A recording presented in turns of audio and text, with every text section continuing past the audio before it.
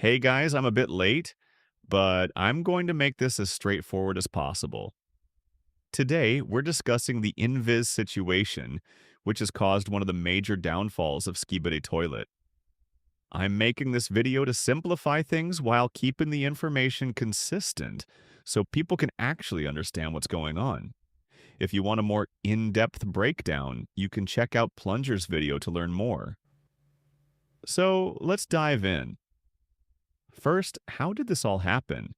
And what exactly are Skibidi Toilet and invisible narratives? Skibidi Toilet is one of the internet's most hated and misrepresented indie series. It started as a shitpost but evolved into a sci-fi story with actual plot and lore. This created a divide between people who genuinely watch the series and those who dislike it due to bandwagon hate. Now, who is Invisible Narratives? As explained in Plunger's video, they are a studio that provides resources like infrastructure, financing, and partnerships so creators can focus on making their work. In simple terms, they act as an amplifier for creators. Sounds like a good idea, right? On the surface, yes, but that's only how it appears. So when did everything start going wrong?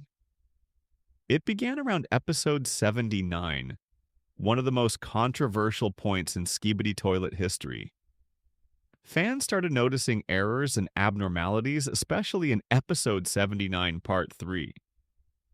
Keep in mind, episode 79 had 3 parts. People noticed inconsistencies, rendering issues, and low resolution scenes, like the Astro Annihilator segment. These are mistakes that Boom, a highly skilled SFM animator, typically wouldn't make. Up until episode 78, his work was consistently high quality, which made this sudden drop very suspicious. Things got even worse when the full version of episode 79 released. Normally, full episodes are more polished and refined, but this one didn't meet expectations. The hype wasn't there. It felt empty to the community. Even major elements like the speaker men's bass lacked the build-up Boom usually delivers. At that point, people started asking, what is actually happening? Then Invisible Narratives released an episode called Emergence, which many consider one of the worst entries. This sparked major outrage in the community. The episode had poor clarity, awkward movement, questionable models, and major characters dying off too quickly. On top of that, the plot felt almost non-existent. What made things worse is that Invisible Narratives credited Boom as the executive director. So people began asking, how could all of these issues happen under his direction? This became the final straw and led to the Bring Boom Back, BBB movement. According to Boom himself, as referenced by Plunger, he also disliked the Emergence episode. Despite the growing backlash and BBB movement, Invisible Narratives remained largely silent. This lack of communication only made things worse, leading to more frustration, protests, and increasing negativity toward Invis.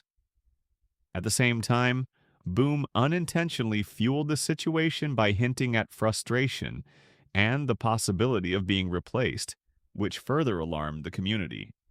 Eventually, Invis released a statement claiming they were invisible and not interfering with the series. But many fans didn't believe this, especially since no new content has been released since then. To this day, the BBB movement is still active.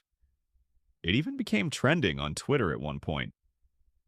The goal is simple: to bring Boom back into full creative control. However, not everyone agrees. Some fans defend Invis, creating a divide within the community.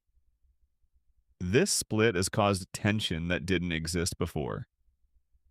Back during earlier episodes, like episode 67, the community felt unified.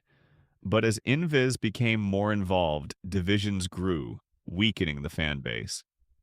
At the end of the day, many fans believe that without Boom, Skibidi Toilet isn't the same. Even if new content is made, it lacks the hype, creativity, and identity that drew people in. Fans didn't ask for an alternate series like Emergence. They wanted Boom's vision to continue. Because of this, many believe Inviz's actions could ultimately damage the series, which still has a lot of untapped potential. That's why the community continues to push back, even though Inviz appears to ignore the situation. It's also been nearly a year since all of this started. On top of that, Boom himself has become distant from the community, which makes some people wonder if he's being restricted from speaking openly. And that's basically the situation. In the next part of the video, I'll explain why the BBB movement is necessary and respond to the arguments against it.